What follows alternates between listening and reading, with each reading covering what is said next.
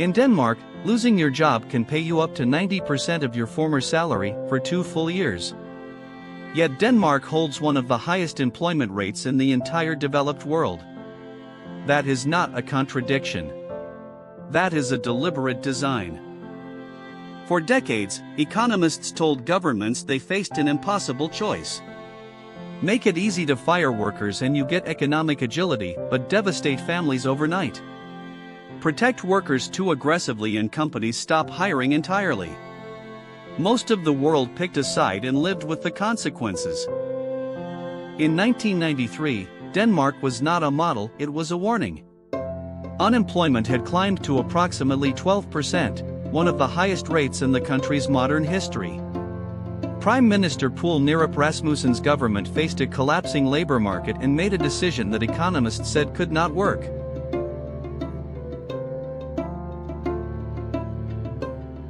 Flexicurity stands on 3 pillars.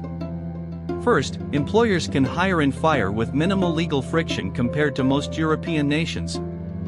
Second, as of 2024, unemployed workers receive benefits replacing up to 90% of their former wage for lower income earners, capped and paid for up to 2 years.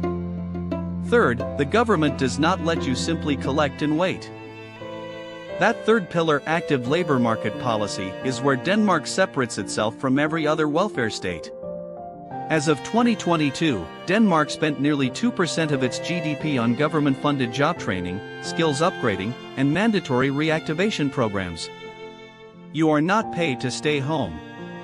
You are paid to become employable again. And then comes the mechanism most countries never replicate. Through a program called Løntilskud, the Danish government directly subsidizes private companies' wage costs when they hire long-term unemployed workers. The employer carries less financial risk. The worker re-enters the workforce. The state converts a benefits recipient back into a taxpayer.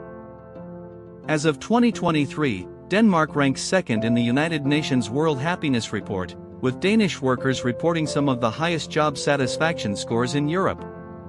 But most governments have not copied this model because flexicurity is expensive, demanding some of the world's highest income tax rates, and it requires a level of public trust in institutions that takes generations to build.